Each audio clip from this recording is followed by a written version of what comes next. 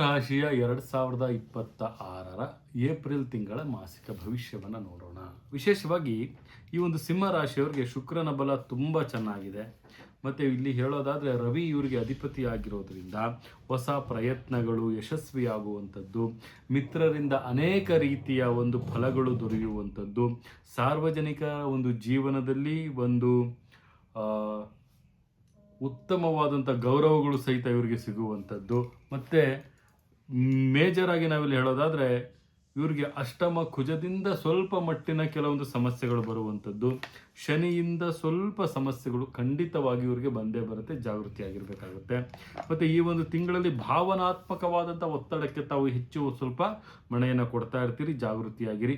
ವಿದ್ಯಾರ್ಥಿ ಜೀವನದಲ್ಲಿ ಸ್ವಲ್ಪ ಮಟ್ಟಿನ ಏರಿಕೆಗಳಾಗುವಂಥದ್ದು, ಆರ್ಥಿಕತೆಯಲ್ಲಿ ಸ್ವಲ್ಪ ಮಟ್ಟಿನ ಬೆಳವಣಿಗೆಗಳಾಗುವಂಥದ್ದು ಮತ್ತು ವಿಶೇಷವಾಗಿ ವ್ಯಾಪಾರಸ್ಥರಿಗೆ ಉತ್ತಮವಾದಂಥ ಲಾಭವನ್ನು ಸಹಿತ ತಾವು ಪಡಿತೀರಿ ಅಂತಲೂ ಸಹಿತ ಹೇಳ್ಬೋದು. ಸಿಂಹ ರಾಶಿಯವರು 2026 ಏಪ್ರಿಲ್ ತಿಂಗಳಲ್ಲಿ ಬೆಳವಣಿಗೆ ಜಾಸ್ತಿ ಇದೆ.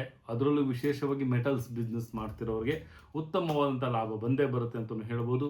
ಅದೃಷ್ಟ ಸಂಖ್ಯೆಯಾಗಿ ಇವರಿಗೆ 4 ಆಯ್ಕೆ ಮಾಡ್ಕೊಳ್ಬೇಕಾಗುತ್ತೆ. ಮತ್ತು ವಿಶೇಷವಾಗಿ ಕೆಂಪು ಬಣ್ಣ ಇವರಿಗೆ ತುಂಬ ಚೆನ್ನಾಗಿರುತ್ತೆ. ಮತ್ತು ವಿಶೇಷವಾಗಿ ಹೇಳಬೇಕಾದ್ರೆ ಇವರು ಈ ಒಂದು ಮಾಸದಲ್ಲಿ ಶ್ರೀ ಕೃಷ್ಣ ಪರಮಾತ್ಮನ ಒಂದು ಆರಾಧನೆಯನ್ನು ಮಾಡೋದ್ರಿಂದ ತುಂಬ ಉತ್ತಮವಾದಂಥ ಲಾಭ ಇವರಿಗೆ ಸಿಗುತ್ತೆ ಅಂತ ಸಹಿತ ಹೇಳ್ಬೋದಾಗುತ್ತೆ. ಇದಾಗಿತ್ತು 2026 ಏಪ್ರಿಲ್ ತಿಂಗಳ ಮಾಸಿಕ ಭವಿಷ್ಯ.